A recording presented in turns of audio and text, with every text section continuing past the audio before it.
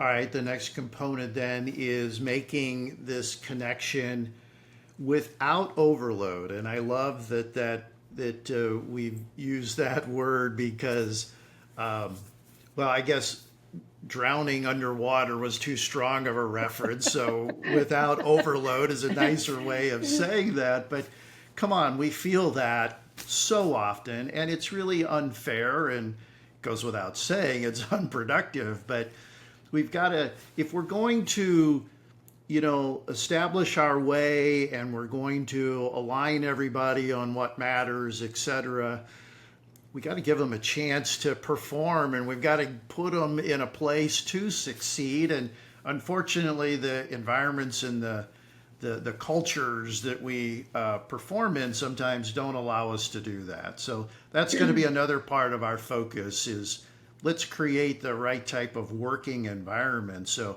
people can make a connection and be successful. Yeah, and wow, does this feel like a timely conversation? I mean, I Yeah. personally think there's a lot of disjointedness around what that looks like. We've gone from the sort of family, work is family, let's load up all the perks, let's make this feel like the best place it could be, to, okay, Yeah. everybody work from home, Yeah. Get to, out of here. okay, get out of here. Everybody's happiest when they're not here. To, oh, wait, maybe we want you back. Or do we? Right. Right. So, a perfect example of, something that was once taken for granted that now needs a clear attention, clear decisions made, clear choices about, this is who we are. This is our way. And we're going to keep banging on about that. But, in a very complex world, knowing your way and being able to keep finding your way together is your superpower. So, that intentional creation of environment is like literally a conversation that I think every team needs to have right now. Because I guarantee you there will be amongst 10 different people, there'll be 10 different perspectives on Yeah. what good looks like right now, what's right now. And, people are afraid of this because they don't want to open it up and be like, oh my gosh, everybody wants something different. What are we going to do? And that's where I think we come in terms of helping to kind of create really productive, fruitful conversations that result in a clarity, a shared understanding of what the decisions taken are about and why. Why are we doing it this way? One of the specific areas I'd like to spotlight before we move on from this is just meetings, our team meetings. My gosh, how many meetings do we have? And you know, it's in many times it's in the spirit of open communication, right?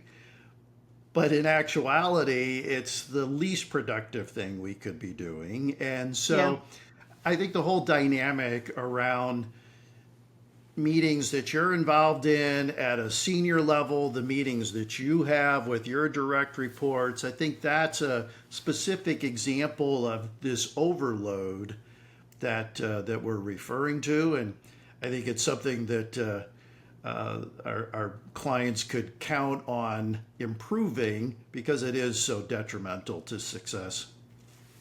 Yeah, and I think it's a great example of how norms have shifted. Yeah. And yet, a lot of companies, a lot of teams haven't necessarily taken the time to sit down and again get really clear about what's working for us and what isn't. So, the more relational, the more individualistic nature of work right now means people want to, you know, lots of communication. Everybody needs to be involved. Everybody needs to know. So we've Yeah. got, Right. Slack channels. We've got asynchronous or whatever that word is. People are communicating all the time. Yeah. So the boundaries are blurred, the expectations are blurred. We've created overwhelm. Now, let's, using again one of my favorite words from my book, exercise our agency, our Yeah. ability to choose, our ability to act on our choices and say, how do we want to work? So, as you said, do we want to have all these meetings? Do we need to have three different, communication channels? Are we allowed to communicate with each other on the weekend or at Mm-hmm. 12 a.m.? And if we are, Mm-hmm. are we expected to respond instantly? And if we don't, are we somehow, slacking? So Hmm. all of these things that are constant thorns in the side of morale and productivity and engagement, we can deal with them. We Yeah. can.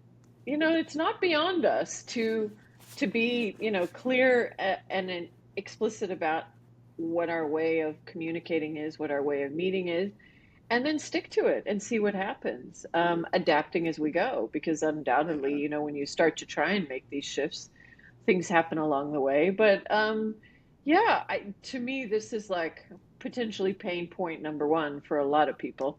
Is just Yeah. it's all too much.